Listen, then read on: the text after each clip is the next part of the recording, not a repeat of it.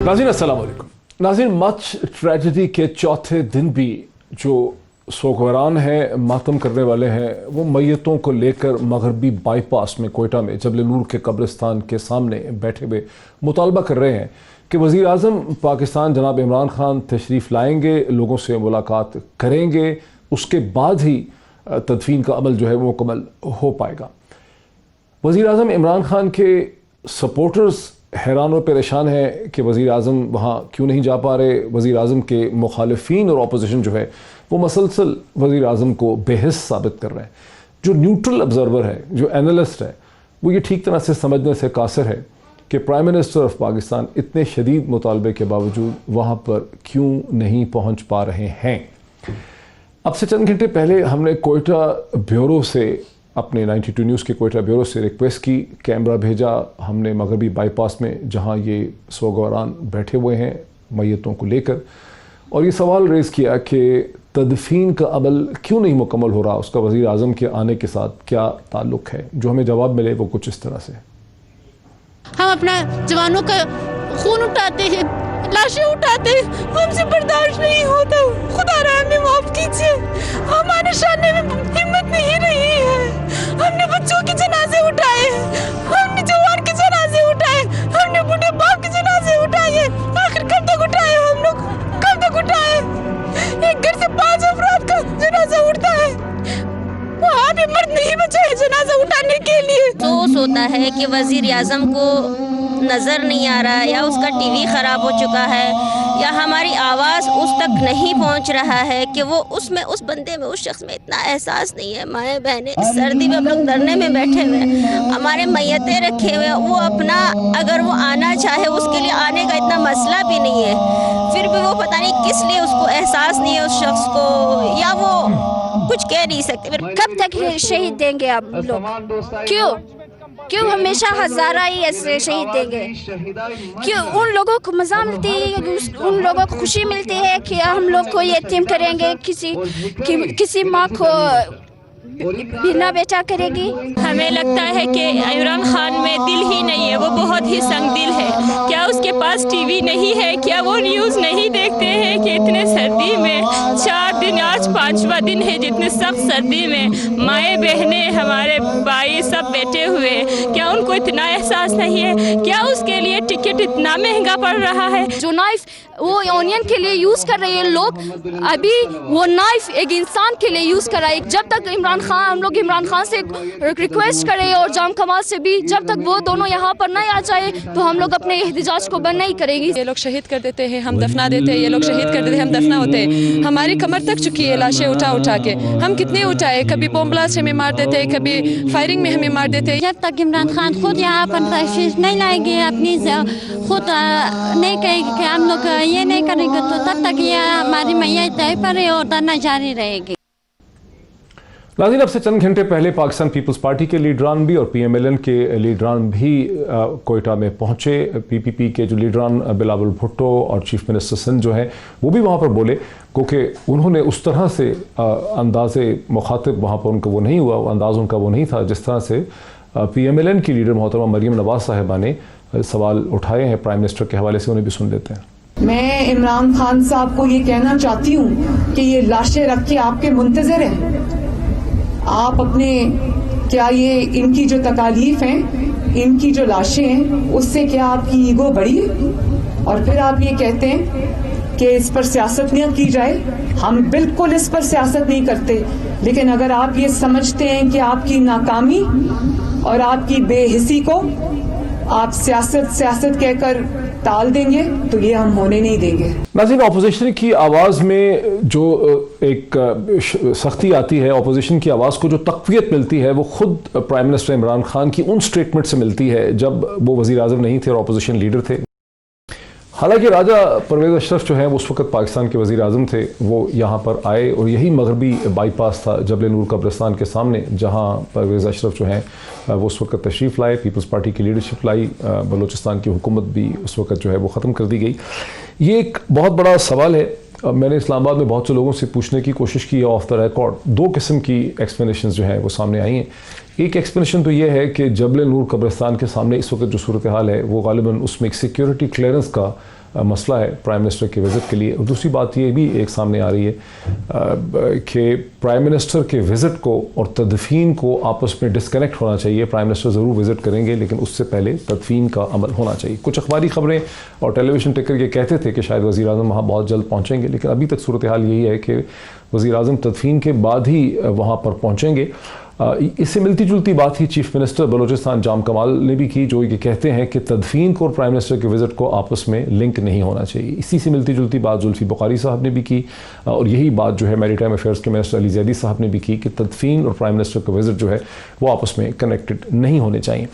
इसकी अहमियत क्या है, किस किस्म का पॉलिटिकल डायलॉग है, इस पर बात करने के लिए दो मजहबी रहनुमाओं को मैंने आज इस प्रोग्राम के पहले हिस्से में मैंने उनको दावत दी है, उन्हें मैंने बुलाया। मुझे ज्वाइन कर रहे हैं जनाब अलामा अमीन शहीदी साहब, मजहबी स्कॉलर भी हैं और उससे बढ़ के जो ज़्यादा उनकी अहमियत है कि वो सीनियर वाइस चेयरमैन है मजलिस वहदतुल मुस्लिमीन के, जो कोयटा के धरने को इस वक्त जो जमात लीड कर रही है वो भी मजलिस वहदतुल मुस्लिमीन ही है।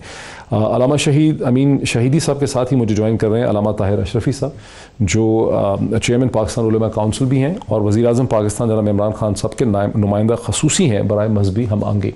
तो दोनों को मैं वेलकम करता हूँ इस डिस्कशन में। अलामा अमीन शहीदी साहब, आपसे अगर मैं डिस्कशन का आगाज़ कर सकूं कि प्राइम मिनिस्टर को क्यों लिंक कर दिया गया, इसकी क्या अहमियत है कि प्राइम मिनिस्टर ही जाएंगे तो तदफीन होगी। सवाल इसलिए भी पूछ रहा हूँ चूँकि वहदतुल मुस्लिमीन के आप लीडर हैं और मजलिस वहदतुल मुस्लिमीन ही इस प्रोटेस्ट को वहाँ पर लीड भी कर रही। बिस्मिल्लाहिर्रहमानिर्रहीम। देखिए, कोयटा की सिचुएशन को समझने की जरूरत है। कोयटा से बाहर रहते हुए वहाँ की सिचुएशन को समझना इतना आसान नहीं है। पहली बात तो यह है कि गुज़श्ता तकरीबन 2.5 दहाइयों से 25 सालों से कोयटा के अंदर बेगुनाह हजारा कबाइल का खून बह रहा है। इसमें 2000 से ज्यादा लाशें गिर चुकी हैं। सूरत हाल ऐसी है कि कोयटा एक मिनी जेल की सूरत इख्तियार कर गया है। बच्चे स्कूल नहीं जा सकते, बच्चियां कॉलेज में नहीं जा सकती, लड़के यूनिवर्सिटीज में नहीं पढ़ सकते, बिजनेसमैन बाजार में अपनी दुकानें खोलकर ऑफिस खोलकर बैठ नहीं सकते, हजारा जो कबाइल के अफसरान हैं वो अपनी ड्यूटी कर नहीं सकते, मजदूरी कर नहीं सकता। जब किसी कौम पर 25 साल ऐसी कैफियत मुसल्लत कर दी जाए तो नफ्सियाती तौर पर उस कौम की कैफियत क्या होनी चाहिए, ये एक बहुत बड़ा सवाल है। उसका नतीजा यह है कि इस वक्त 1 लाख से ज्यादा कोयटा के ये हजारा बाशिंदे कोयटा छोड़कर दुनिया में फैल चुके हैं। ऑस्ट्रेलिया चले गए हैं, कनाडा चले गए हैं, दीगर ममालिक में चले गए हैं। अच्छा, आपको ये भी बताता चलूं कि कोयटा के बलूचिस्तान की मजमूई फजा में ये जो हजारा कम्युनिटी है ये सबसे ज्यादा पढ़ी लिखी और सबसे ज्यादा शाइस्ता और महजब कौम कहलाती है। इसलिए इनके जवान भी जो है बड़े अच्छे पढ़े लिखे लोग हैं, लिहाजा आपको ब्यूरोक्रेसी में भी बहुत बड़ी तादाद में इनका वहां पर वजूद नजर आता था। माजी में इस तरह की सूरत हाल थी। अब ये जो सूरत हाल बनी है इसमें इनको इमरान खान साहब से बड़ी उम्मीदें वाबस्ता थी। उसकी वजह क्या है? वजह यह है कि वजीर आजम बनने से पहले इमरान खान साहब ने ख्वाब दिखाया है पूरी कौम को कि मैं तब्दीली लेकर आ रहा हूँ। ये इमरान खान साहब का कहना था कि सिर्फ 3 महीने में बलूचिस्तान से दहशतगर्दी का खात्मा मैं कर सकता हूँ। आप वो क्लिप निकाल लें, दिखा दें। जी, नहीं, मैंने देखा वो क्लिप। जी, मैंने वो क्लिप देख रखा है जिसमें उन्होंने ये दावा किया था कि ये मामला तो ठीक कर सकते हैं। उनका कहना था कि 3 महीने में हम दहशतगर्दी का खात्मा कर सकते हैं। वो तमाम उस वक्त की गवर्नमेंट्स पर बड़ी शदीद और कड़ी तनकीद करते रहे कि ये लोग बड़े बेहस हैं, लाशें लेकर ख्वातीन और बच्चे बैठे हुए और ये लोग वहां पर नहीं जा रहे। जबकि माजी की सूरत हाल ऐसी है कि जो भी मुतालबा इन शुहदा के लवाहिकीन ने किया उस पर हुक्मरानों ने आकर वहां पर मुआहदा तो किया, लेकिन बाद में उस मुआहदे पर अमल दरामद के लिहाज से उस पर अमल दरामद नहीं हुआ और उसकी वजह से लोगों के अंदर एक मायूसी और नफरत की फजा पैदा हुई।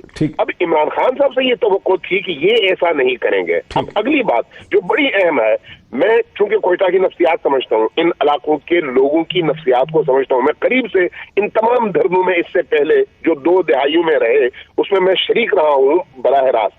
अगर इमरान खान साहब अकल से काम लेते और अपने उन एडवाइजर्स की बात न सुनते जो इनको फूंक कर गलत राह पर डाल रहे हैं, तो पहले दिन बगैर किसी मुतालबे के ये चले जाते, शुहदा के साथ बैठ जाते, उनकी फैमिलीज के साथ बैठ जाते, आप देखते 1 घंटे में मसला हल हो जाता। ठीक है, लेकिन हुआ ये कि इन्होंने अपने एडवाइजर्स से मशवरे लेने शुरू कर दिए, और एडवाइजर्स ने जो इनको मशवरा दिया, जो हमारे पास फैक्ट्स हैं उसके मुताबिक मैं ये बात कर रहा हूँ, अच्छा, वो मशवरा ये था कि अगर आप आज वहां पर जाएंगे तो कल कहीं पर भी कोई वाकया होगा तो आप ही से बात करने की कोशिश की जाएगी, मुतालबा किया जाएगा। बिल्कुल सही कह रहे हैं, ये आपके ओहदे के खिलाफ है, इसलिए आप न जाएं। अलावा जी, आपकी बात से मैं इत्तेफाक करता हूं। कुछ ऐसा ही मंजरनामा जो है मुझे भी सुनने में मिल रहा है कि एक बेसिक जो लॉजिक इस्टेब्लिश की गई है वो ये है कि अगर हर दफ़ा जहां पर भी 10 लोगों की शहादत होगी, हलाकत होगी, दहशतगर्दी होगी, तो वहां लोग लाशें रख के सड़कों पे बैठ जाएंगे। आर्गूमेंट यही इस्टेब्लिश हुआ है इस्लामाबाद से, तो फिर हर दफ़ा एक कयास की सी सूरत हाल जो है। लेकिन अलावा ये बता दीजिए कि इस मौके पर अगर वज़ीर आज़म जाएंगे तो वो कर क्या सकेंगे मासवाए दिलजोई करने के, ये लोगों के साथ खड़े होने के? देखिए, दिलजोई के अलावा जो ये वादे करते थे, उन वादों के हवाले से ये उन लोगों को एतमाद में ले सकते हैं। ठीक है, जब आप इस सतह पर जाते हैं और वादा करते हैं ना, मुल्क का हुक्मरान जो है वो बाप की हैसियत रखता है, लोग उस पर एतमाद करते हैं, उसकी बात पर एतमाद करते हैं। पहले जब परवेज अशरफ साहब गए थे तो उन्होंने जो वादा किया उस पर अमल भी किया, क्योंकि वजीर आजम थे, क्योंकि चीफ एग्जीक्यूटिव थे। सही। जबकि उनके मुकाबले में जो वज़रा गए उनके वादे वो हवा में उड़ गए और किसी ने उस पर अमल दरामद होते हुए नहीं देखा। तो चूंकि गुज़श्ता अरसे के ये तजुर्बात इनके सामने हैं, इसलिए उन वो चाहते हैं कि वजीर आजम आए। अच्छा, अब जरा लाने दीजिए मुझे अलामा ताहिर अशरफी साहब, आप ना सिर्फ चेयरमैन पाकिस्तान उलमा काउंसिल हैं, मजहबी हम आहंगी के लिए और उसके लिए भी आप जिम्मेदार हैं, लेकिन आप नुमाइंदा खसूसी भी हैं वजीर आजम के बराए मजहबी हम आहंगी। आपको क्या समझ आती है कि वजीर आजम को जाना चाहिए था, नहीं जाना चाहिए था, वो क्यों नहीं जा पा रहे हैं, उनकी लॉजिक क्या समझ आ रही है उनके एडवाइजर्स की? आपको बिस्मिल्लाहिर्रहमानिर्रहीम नहमदुहु व नुसल्ली व नुसल्लिमु अला रसूलिहिल करीम। सबसे पहले तो मैं डॉक्टर साहब इंतहाई अफसोस है, गम है, ये हमारे पाकिस्तानी भाई हैं, फिर इंसान हैं, पाकिस्तानी ना भी हों, इंसान हैं, मुसलमान हैं, कलमा पढ़ने वाले हैं। इस तरह बेदर्दी से इनका कत्लेआम हुआ है कि जो आप तस्वीर आई हैं देख भी नहीं सकते हैं, और कत्ल करने वाले कौन हैं सब जानते हैं, कोई दूसरी राय नहीं है उसके ऊपर। कातिलों को कैफरे किरदार तक पहुंचाना इस मुल्क के अंदर, मैं समझता हूं कि आज अगर हम शाम, इराक, यमन और लीबिया की सूरत हाल से दो चार नहीं हैं तो उसकी एक वजह यह है कि हमारे मुल्क के सलामती के इदारों ने, हमारी फ़ौज ने, हमारी कौम ने, उलमा ने, सहाफ़ी, सब ने मिलकर इस दहशतगर्दी की जंग को लड़ा है। और अब ये आखिरी सांस ले रही है हमारा दुश्मन अफ़गानिस्तान के अंदर। हिंदुस्तान इन ऑर्गेनाइजेशन को, दाश को मुनज़्ज़म कर रहा है। वो दाश पूरे आलम इस्लाम में जो कुछ कर रही है सबके सामने है। जहाँ तक वज़ीर आज़म साहब की बात है, मैं पहले दिन, पहले लम्हे से जब ये वाक़या रूनुमा हुआ, मैंने जो उनके जज्बात और एहसासात ना सिर्फ सुने बल्कि अमली तौर पर आज भी उन्होंने कुछ फ़ैसले किए हैं जो हज़ारा कम्यूनिटी की सिक्योरिटी के हवाले से है और बहुत सारी चीज़ें हैं। तो मैं समझता हूँ कि वज़ीर आज़म साहब बिल्कुल जाएंगे, बल्कि वज़ीर आज़म साहब ने तो ये भी कहा है कि वो इनके घरों में भी जाएंगे शुहदा के, और जाना भी चाहिए, इनका हक़ है, ये पाकिस्तानी हैं। लेकिन एक मैं समझता हूँ हर चीज़ की कोई तरतीब होती है, जो उनके यहाँ कोई तरतीब होगी जिसकी वजह से ये मुअख्खर हो रहा है। लेकिन उनकी दिलजोई और इस वक्त जो सबसे बड़ा मरहला है वो ये है कि ये जो शुहदा की तदफीन है वो हो। अभी अफ़गानिस्तान की हुकूमत ने भी जो 7 या 8 लोग हैं कहा है कि उन्हें हम हवाले किया जाए ताकि उनकी तदफीन वहाँ हो सके। तो ये सारे मराहल हैं, लेकिन वज़ीर आज़म साहब बिल्कुल ये तो तय है कि वो जाएंगे, इन शुहदा के घरों में भी वो जाने को तैयार हैं और ये हक़ है इनका। जहाँ तक बात है कि माजी में तो मैं समझता हूँ कि ये यकसर कह देना कि जी दहशतगर्दी और दहशतगर्दों के ख़िलाफ़ कुछ नहीं हुआ, वो नहीं पकड़े गए, ये तो मैं समझता हूँ बहुत बड़ा इल्ज़ाम है। हमारे लोगों ने, जिनमें उलमा भी हैं, जिनमें हज़ारा के लोग भी हैं, जिनमें अवाम भी है, जिनमें पुलिस वाले हैं, फ़ौजी हैं, 70 से 80 हज़ार लोगों की जाने कुर्बानी दे के اس دہشت گردوں کو مارا ہے، ان کا مقابلہ کیا ہے، ان سے اپنے ملک کو صاف کیا ہے، اور آئندہ بھی ہوگا انشاءاللہ۔ یہ نہیں ہو سکتا ہے، آج بھی کچھ لوگ پکڑے گئے ہیں اور پہلے بھی پکڑے گئے ہیں۔ محرم کے دوران جو منصوبہ بندی کی گئی اور کچھ لوگوں نے جس طرح یہاں ماحول بنانے کی کوشش کی، اس کو بھی ہم سب نے مل کر ناکام بنایا ہے۔ وزیر اعظم صاحب جائیں گے، بہت سارے جو مطالبات تھے ان کے حوالے سے انہوں نے احکامات جاری کیے ہیں، اور بالکل جا کے جو جتنی ممکن ہے جو حکومتی وسائل کے اندر، جو انسانی وسائل کے اندر، وہ تمام اقدامات اٹھائے جائیں گے۔ یہ وقت ہے کہ ہمیں بہت زیادہ، ڈاکٹر صاحب میں آپ کے ذریعے اپیل کرنا چاہتا ہوں، احتیاط کی ہمیں ضرورت ہے۔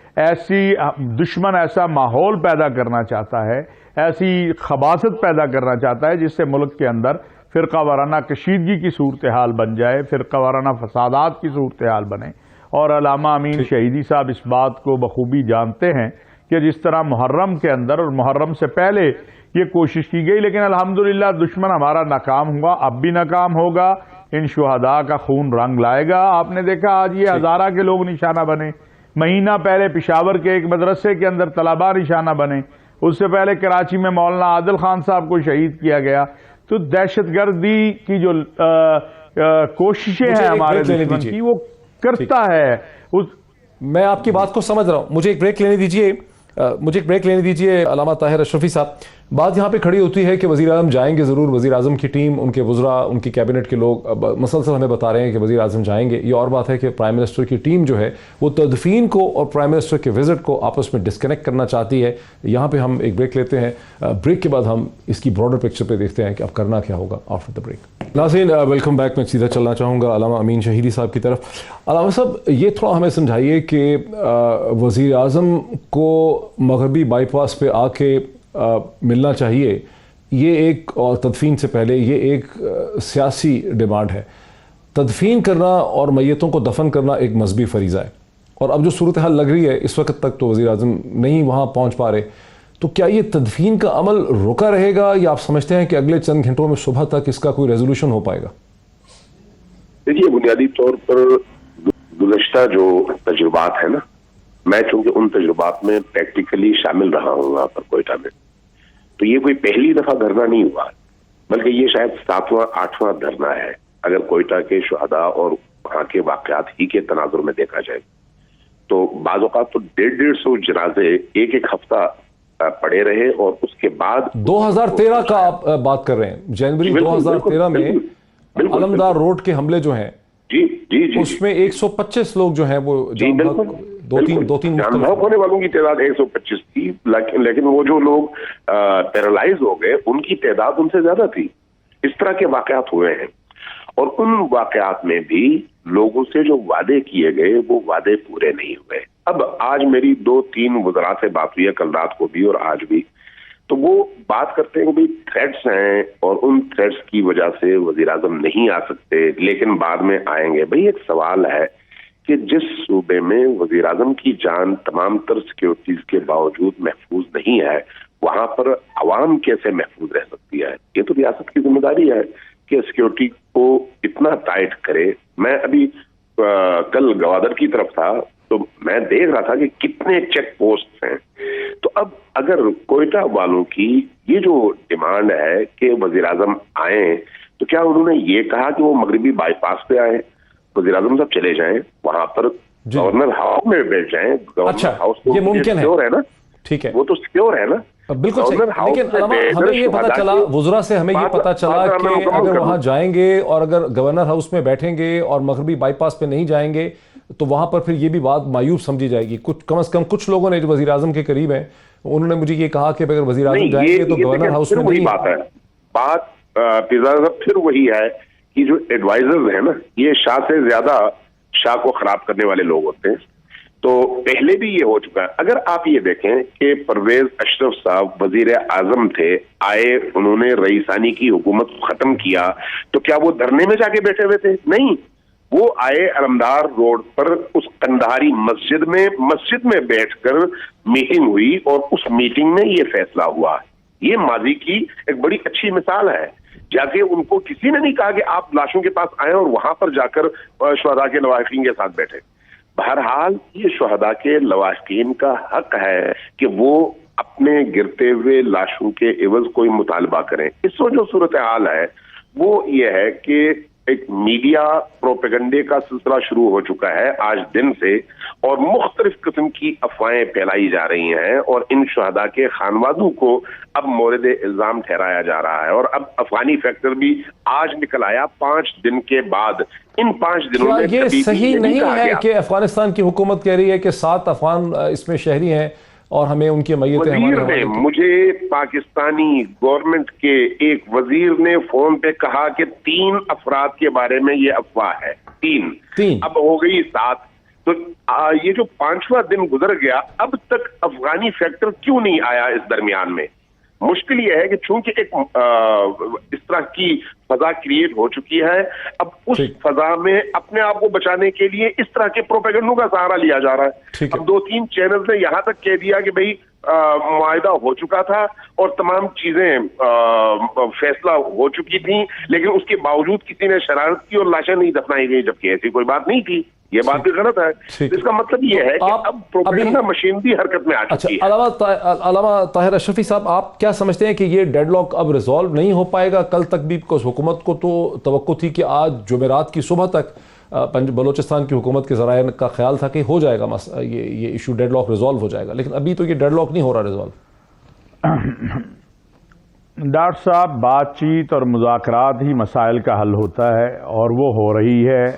तमाम लोग राब्ते में हैं। मैं बड़े अदब के साथ अलामा साहब से ये अर्ज़ करूँगा कि मैं तो इसमें सिर्फ़ एक चूँकि बात हुई है उस हवाले से जो एक इत्तला है या एक ख़त आया है अफ़गान हुकूमत का, अफ़गान सफारतखाने का, वो कहा है। बाकी वो इंसान हैं, बतौर इंसान तो उनका कत्ल जो है, और हम तो कुरान और सुन्नत के तालिब इल्म हैं, दीन के तालिब इल्म हैं, उस नाते मन कतल नफ्सम बिगैर नफ्सिन औ फसादिन फिल अर्द फकअन्नमा कतल अन्नास जमीआ, जिसने किसी एक इंसान को कत्ल किया उसने पूरी इंसानियत को कत्ल कर दिया। और ये जो दूसरी बात है तदफीन वाली, ये कोई ज़राए नहीं कह रहे, ये तो खुद अब्दुल खालिक हज़ारा साहब जो हैं, अभी थोड़ी देर पहले 92 पे भी उनके टिकर चल रहे थे कि वो कह रहे हैं कि हमारी चीज़ें तय हो गई थी और फिर कुछ पार्टियों ने, कुछ जमातों ने इसको, ये मैं समझता हूँ ये बहस ही नहीं है। ये बहस ना हमें करनी चाहिए। ये मामला इंसानियत का है। इसके अंदर जो प्राइम मिनिस्टर साहब की बात है वो बड़ी क्लियर है। उन्होंने कहा कि मैं इनके घरों में भी जाऊंगा, मैं उनके साथ बैठूंगा भी। आज भी उन्होंने जो कुछ चीजें की हैं मैं समझता हूं माजी में नहीं हुई, यानी हजारा कम्युनिटी की प्रूफ सिक्योरिटी, उसके मैकेनिज्म की तश्कील, वो सारा आज इसके ऊपर जो है प्राइम मिनिस्टर सेक्रेटेरिएट सारा दिन काम करता रहा है, वजारत दाखिला काम करती रही है। और ये हमारे लोग हैं, हम कैसे कहा जा सकता है कि कोई कत्ल हो जाए, उसकी लाश पड़ी हो। अलामा साहब मेरे साथ हैं, जरा मैं आपको एक टुकड़ा सुनाता हूं ऐसे नहीं का। जी अलामा ताहिर अशरफी साहब, मैं भी, हम ये सुनते रहे हैं, चूंकि बुजुर्ग से बात होती रही है, प्राइम मिनिस्टर की टीम से बात होती रही है, उन्होंने इशारा किया है कैबिनेट मीटिंग में मसलसल सिक्योरिटी के हवाले से बात होती रही है, वो कह रहे हैं कि और इश्यूज पे। लेकिन एहसन इकबाल साहब जो चंद घंटे पहले पहुंचे और पाकिस्तान के वजीर दाखिला रह चुके हैं, उनका ये कहना है सिक्योरिटी लैब्स के हवाले से। वो सिक्योरिटी के इदारे जिन्होंने हमारे दौर में दहशत गर्दी के खिलाफ शानदार काम किया था, इंटेलिजेंस ब्यूरो जिसने कराची और पाकिस्तान में दहशत गर्दी के खिलाफ नुमायां खिदमत सरंजाम दी थी, आज इस हुकूमत ने उस सिक्योरिटी के इदारे को ऑपोजिशन के पीछे जासूसी करने पे लगा दिया है, ऑपोजिशन के खिलाफ झूठे केस बनाने के लिए लगा दिया है। नतीजा यह कि दहशत गर्दों को खुला रास्ता मिल गया है। अलामा साहब, अलामा ताहिर अशरफी साहब, इस पे जरा क्विक जवाब दे दीजिए कि ये जो इल्ज़ाम है, फिर मैं अलामा शरीफ की तरफ भी जाऊंगा कि क्या करने की जरूरत है। इल्ज़ाम उनका ये है कि गफलत है, कॉम्प्लेसेंसी है, इदारों का इस्तेमाल ही नहीं किया। डॉक्टर साहब, मैंने पहले अर्ज किया, मैं नहीं चाहता, लेकिन मैं इनसे पूछना चाहता हूं, इस मुल्क का सानहा जो APS स्कूल का हुआ था, तो उस वक्त नवाज शरीफ साहब ने इदारों को कहां लगाया हुआ था? वो तो इनके दौर में हुआ था ना। کتنی مسجدیں, کتنے امام بارگاہیں, کتنے چرچ, کتنی پارکیں, کتنے ہمارے پولیس کے شہداء ہیں اس نواز شریف صاحب کے دور میں, شہباز شریف صاحب کے دور میں. تو ذرا وہ جواب دیں گے کہ انہوں نے اس وقت اداروں کو کہاں لگایا ہوا تھا. خیال آنا چاہیے یہ ادارے میرے اور آپ کے ہیں. میرے ملک کے سلامتی کے اداروں نے, میری I S I, I B, police, special branch, C T T, ہمارے علماء, ہم نے جانیں قربان کر کے یہ امن لیا ہے. یہ حسن اقبال صاحب نے نہیں کسی کو امن دیا. تقریریں کرنی بڑی آسان ہیں. ان لوگوں سے پوچھیں جن کو رات کو تاریکیوں میں ذبح کر دیا جاتا تھا. کیا میں ان شہداء کو بھول سکتا ہوں, سیکورٹی اداروں کے, جن کو یہ آپ کی جیلم کی پہاڑیوں کے اوپر جن کے جسموں کے اعضاء کاٹے گئے. باتیں کرنا ہمیں کو خدا کا سیاست کرو, خدا کے لیے سیاسی میدان میں خون کے اوپر سیاست نہ کرو. اور اگر یہ سوال ہے تو یہ سوال ہے جتنے واقعات نواز شریف صاحب کے دور میں ہوئے, کیا اگر آج عمران خان ذمہ دار ہے تو پھر نواز شریف صاحب بھی ذمہ دار ہوں گے, پھر راجہ پرویز اشرف اور یوسف رضا گیلانی بھی ذمہ دار ہوں گے.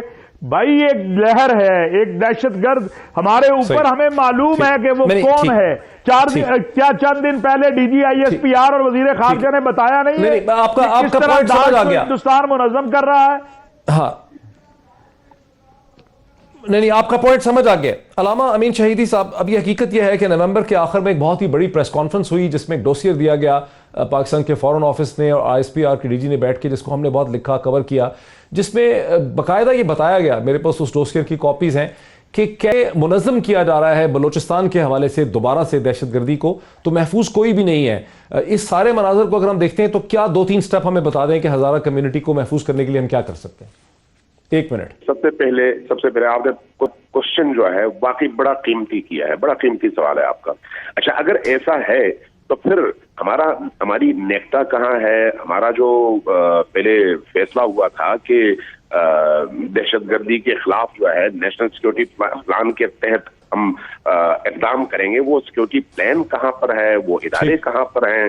اب یہ دیکھیے نا, یہ 10 افراد شہید ہیں, تقریباً 15 سے زیادہ زخمی ہیں. اب 25 بندوں کو مارنے کے لیے 50 بندے تو آئے ہیں. صحیح, بہت اہم ہے. آپ کے وقت میرا ختم ہوا, لیکن علامہ شہیدی اور علامہ طاہر اشرفی میں پھر اس پہ بات کروں گا انشاءاللہ اگلے ہفتے. ابھی اتنا ہی ناظرین, بریک کے بعد ایک اور ہم اسد عمر صاحب ہمارے ساتھ ہیں, اسی حوالے سے ان سے بھی بات کریں گے آفٹر دا بریک. ناظرین ویلکم بیک. پاکستان کے پلاننگ منسٹر, پاکستان کے x finance minister, Pakistan Tehreek Insaf کے سینئر رہنما, امپورٹنٹ کیبنٹ ممبر جناب اسد عمر صاحب مجھے جوائن کر رہے ہیں.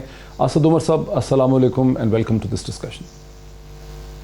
وعلیکم السلام جی, thank you very much. Asad Umar sahib, prime minister Imran Khan کے ایڈمائرر, ان کے سپورٹر اور ان کے مخالفین سبھی ایک چیز پہ اس وقت بہت حیران ہیں, بڑے پزلڈ ہیں, اور آپ امپورٹنٹ کیبنٹ منسٹر ہیں. کیا وجہ ہے کہ کوئٹہ سے باوجود ایک کرائسس کی صورتحال کھڑی ہو گئی ہے, مچ کی ٹریجڈی اور دہشت گردی کے باوجود, اور اپوزیشن کے لیڈران وہاں سے مسلسل وہاں پہنچ گئے ہیں, بلاول بھٹو وہاں پہنچ گئے ہیں, چیف منسٹر سندھ وہاں پہنچ گئے ہیں, محترمہ مریم نواز صاحبہ وہاں پہنچی ہوئی ہیں اپنی پوری ٹیم لے کے, لیکن پرائم منسٹر عمران خان وہاں نہیں پہنچ پا رہے ہیں. اس کی کیا وجہ ہے, کچھ سمجھ نہیں آ رہی. اپوزیشن کا جہاں تک وہاں پہنچنے کی بات ہے, وہ تو ظاہر ہے ایک پولیٹیکل ان کو صورتحال نظر آ رہی ہے. وہ وہاں پہ کوئی مسئلے کا حل کرنے تو نہیں گئے, وہ اپنی پولیٹیکل آبجیکٹیو اچیو کرنے گئے, وچ از فائن, دیٹس اوکے. وزیر اعظم جو ہیں وہ براہ راست انوالوڈ ہیں, جو فیصلہ سازی ہو رہی ہے, ان کے جو ڈیمانڈز ہیں, اس ڈیمانڈز کو میٹ کرنے کے لیے بھی وہ کانسٹنٹلی انگیجڈ ہیں, جو گراؤنڈ پہ لوگ ہیں ان کے ساتھ. اور ہماری اسیسمنٹ اور انڈرسٹینڈنگ تو یہ تھی کہ تمام مطالبات پورے ہو چکے ہیں, اور وزیر اعظم نے یہ بھی کہا ہے کہ وہ بالکل وہاں کا دورہ کریں گے. امید یہ ہے کہ جیسے ہی یہ فیصلہ ہو جاتا ہے, لوگوں کی تدفین ہو جاتی ہے, اس کے بعد جو ہے وزیر اعظم جو ہے وہ انشاءاللہ تعالی وہاں پہ وزٹ بھی کر لیں گے. لیکن جو زیادہ بڑی چیز ہے وہ, موعد آپ ان چیزوں کو ذرا زیادہ گہری نظر رکھتے ہیں, ایک بڑی کلیئر واضح حکمت عملی ہمیں نظر آ رہی ہے پاکستان کے جو پاکستان کے خلاف ہاسٹائل ایجنسیز کام کرتی ہیں ان کی, اور بلوچستان کو اس وقت ٹارگٹ کر کے ایکٹیویٹی بہت بڑھی ہوئی ہے. ہمارے جو سیکیورٹی فورسز ہیں ان کو ٹارگٹ کیا جا رہا ہے, شہادتیں ہو رہی ہیں ہمارے فوجیوں کی, اور اب یہ ایک اور جو سیکٹیرین اور ایتھنک فالٹ لائن ہے اس کو ایکسپلوئٹ کرنے کی کوشش کی گئی ہے. بہت بالکل صحیح کہہ رہے ہیں آپ اسد صاحب, لیکن 2-3 سوال یہاں پہ اٹھتے ہیں, 2-3 سوال اٹھتے ہیں. پہلے تو آپ نے ایک نئی چیز ہمیں بتائی, بیکاز ہم تک جو چیز پہنچ رہی ہے مسلسل 33 ٹیلی ویژن چینل سے, وہ تو یہی ہے کہ ان کا پہلے مطالبہ تھا کہ وہاں کی حکومت جو ہے بلوچستان کی مستعفی ہو جائے، وہ مطالبہ انہوں نے واپس لے لیا. دوسرا بات یہ کہ ہم تدفین تب کریں گے، وہ میتوں کو لے کے بیٹھے ہیں کہ پرائم منسٹر جو ہے یہاں پہ آئیں تو وہ ہم تدفین کریں گے. تو آپ کہہ رہے ہیں کہ ان کے اور بھی مطالبات تھے، کچھ ہمیں بتائیں کہ کیا وہ کنڈیشنز یا مطالبات تھے جو آپ نے پورے کر دیے ہیں جس کی بیسس پہ آپ ایکسپیکٹ کرتے ہیں کہ تدفین ہو سکے گی؟ سر یہ انٹیریئر منسٹر صاحب نے جو بریفنگ کی تھی کیبنٹ کے اندر، اس میں انہوں نے پوری وہ 3-4 جو مختلف مطالبات تھے ان کے بارے میں ہمیں آگاہ کیا تھا. میں اس وقت اس لیے نہیں ریپیٹ کرنا چاہتا اپنی میموری سے کہ ہو سکتا ہے کہ میں کوئی انکریکٹ انفارمیشن دے دوں یا ٹوٹلی ایکوریٹ نہ ہو، بٹ 3 یا 4 مطالبات تھے جن کا انہوں نے بتایا تھا. براڈلی اسپیکنگ کیا ہے؟ براڈلی اسپیکنگ تو یہ ہے کہ سیکیورٹی جو ان کو فراہم کی جائے اور جن لوگوں نے کیا ہے ان کو کیفر کردار تک پہنچایا جائے. یہ تو اس کا جو لب لباب ہے وہ یہ ہے. اور آپ کو پتا ہے یہ کمیونٹی جو ہے پاکستان کے محب وطن لوگ، ان کو ٹارگٹ کیا جا رہا ہے، اور یہ 1 دہائی سے زیادہ تو کم سے کم ہو گیا ہے جو ہم دیکھ رہے ہیں کہ بار بار اس کمیونٹی کو ٹارگٹ کیا جاتا ہے. تو ان کا جو غم ہے، ان کا غصہ ہے، وہ تو بالکل حق بجانب ہے. سمجھ میں آتا ہے ایک لارجر ریجنل کانفلکٹ کے اندر وہ بیچارے مظلوم لوگ پھنس گئے ہیں. سو ان کی بات تو سمجھ میں آتی ہے. وہ کیونکہ وہ یہ کہتے ہیں آپ سارا جیو اسٹریٹجک انالیسس وغیرہ تو بہت اچھی بات ہے، لیکن جس کے گھر سے جنازہ اٹھ رہا ہے وہ تو یہ چاہ رہا ہے نا کہ میرے گھر کا فرد جو ہے قتل ہوا، وہ ہوا کیوں، اس کو بچایا کیوں نہیں گیا، اور جس نے اس کو قتل کیا اس کو پکڑا جائے، اس کو سزا دی جائے. تو ان کا تو بنیادی یہ ہے. آپ کی بات سے، کیونکہ ڈان اخبار میں اخبارات یہ دعویٰ کر رہے ہیں ٹیلی ویژن دیکھ کر کہ وزیر اعظم شاید آج رات کو چلے جائیں، لیکن آپ کی بات سے مجھے اندازہ ہو رہا ہے کہ وزیر اعظم اب تدفین کے بعد ہی جائیں گے. تدفین ہو جائے گی تب وزیر اعظم پاکستان وہاں جا پائیں گے، اس سے پہلے وہاں نہیں جائیں گے جو سڑک کے اوپر.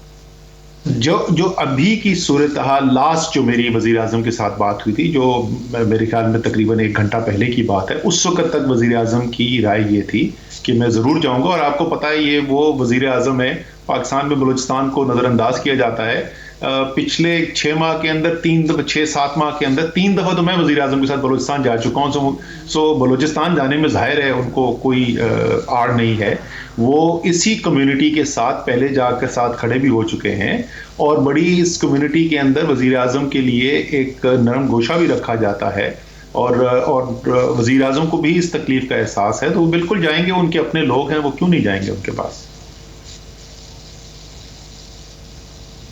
اب اسد عمر صاحب، آپ نے خود بھی کہا اور ساری دنیا جانتی ہے کہ نومبر کے مہینے میں آخری ہفتوں میں پاکستان کے فورن آفس نے اور پاکستان کی ملٹری اسٹیبلشمنٹ نے ISPR نے ایک بہت ہی مفصل جو ڈوسیئر ہے ایشو کیا، جس میں اس چیز کی نشاندہی کی گئی کہ جو 22 ارب روپیہ ہندوستان کی ایجنسیز نے خرچ کیا ہے دہشت گردی اور قیاس کے لیے، جس کی ایویڈنس ملی ہے، اس میں سے اندازاً 19 ارب روپیہ جو ہے وہ بلوچستان فوکسڈ ہے. یہ بھی بتایا گیا ہمیں ڈوسیئر میں، جسے ہم نے بہت ڈسکس کیا، اس پہ لکھا بھی کیسے بلوچ سب نیشنلسٹ کو، TTP فیکشنز کو اور داعش کو ایک پلیٹ فارم پہ اکٹھا کرنے کی کوشش کی جا رہی ہے. اس کی میں باقاعدہ سیل اس پہ کام کر رہے ہیں. ان تمام چیزوں کو مد نظر رکھتے ہوئے کیا وجہ ہے کہ آپ کی حکومت اور بلوچستان جو آپ کی حکومت کے جو ایلائز ہیں، انہوں نے ہزارہ کمیونٹی کو، جو کہ سافٹ ٹارگٹ ہیں، پہلے بھی ان پہ حملے ہو چکے ہیں، بہت آسان ہے ان پہ حملہ کرنا، انہیں وہ تحفظ نہیں دیا جو ان کو ملنا چاہیے؟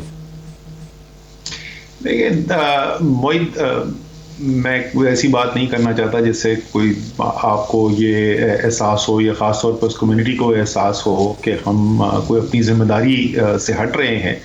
لیکن آپ کو پتہ ہے کہ ہمارا جو دشمن ہے اس کی کیپیسٹی کیا ہے، اس کے ریسورسز کیا ہیں، اور یہ لیک آف سیکیورٹی کی بات نہیں ہے.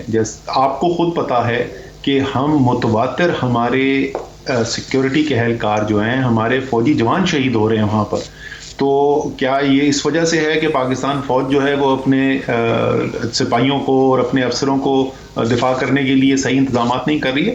آپ ایک، چاہے وہ اعلانیہ ہو یا نہ ہو، اس وقت ایک حالت جنگ کے اندر ہیں، خاص طور پہ بلوچستان کے اندر. اس کو ٹارگٹ کیا گیا، اور وہ سب کو پتہ ہے سی پیک کی وجہ سے ٹارگٹ کیا جا رہا ہے، ڈیسٹیبلائز کرنے کی کوشش کی جا رہی ہے. یہ کوئی میں تجزیہ نہیں پیش کر رہا ہوں، یہ حکومت بھارت کی اعلان کردہ پالیسی ہے. ان کے نیشنل سیکورٹی ایڈوائزر برملا کہتے ہیں، پبلکلی کھڑے ہو کے کہتے ہیں کہ پاکستان کی ہم ایتھنک سیکٹیرین فالٹ لائنز کو ایکسپلائٹ کریں گے، بلوچستان کا نام لے کر کہتے ہیں.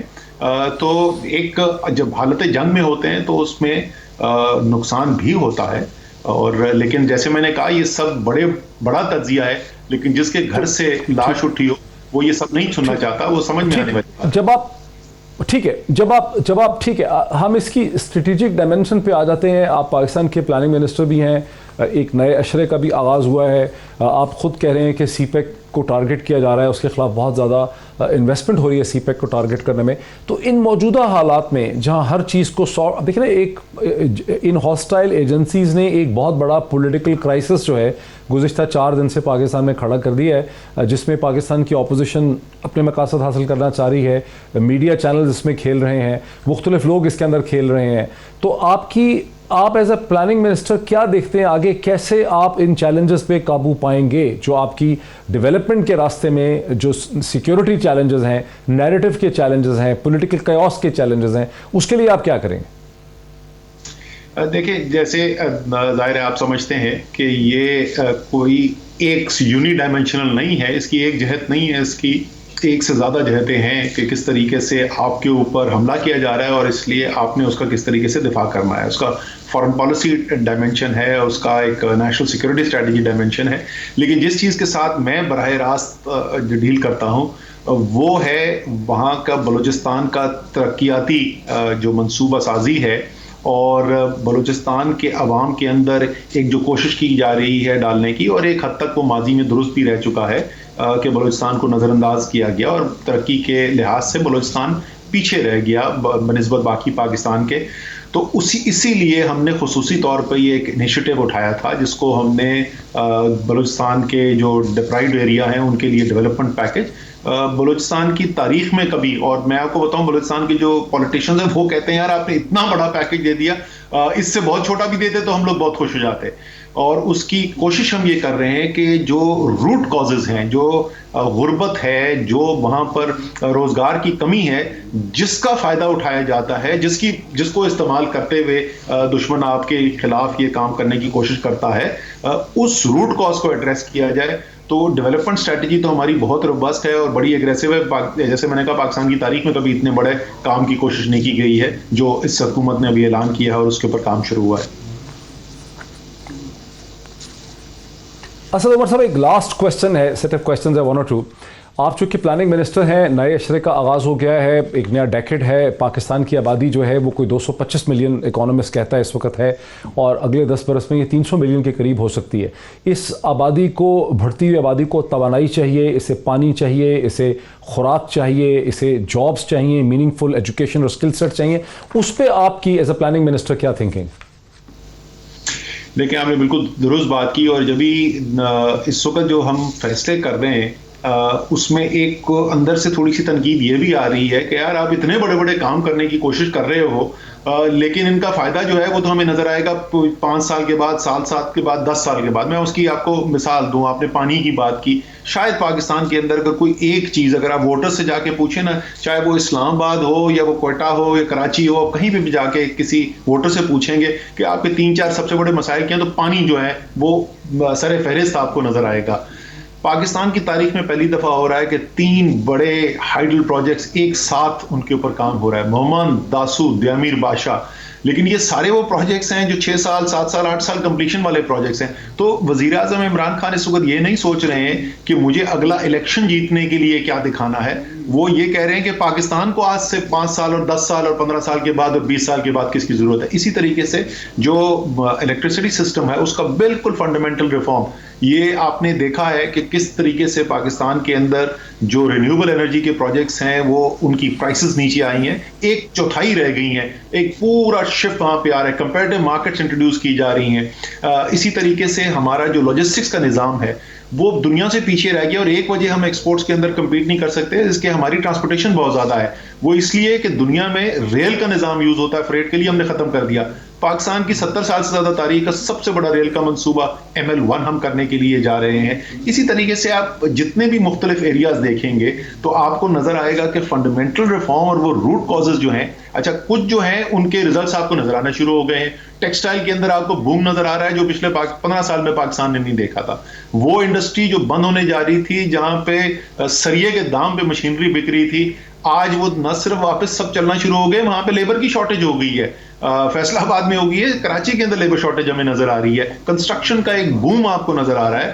سو شارٹ ٹرم کے اندر بھی آپ کو ڈیلیوری نظر آ رہی ہے, اور وہ جو اگلے 10 سال آگے کے سوال آپ پوچھ رہے ہیں اس کو بھی ایڈریس کرنے کی کوشش کی جا رہی ہے.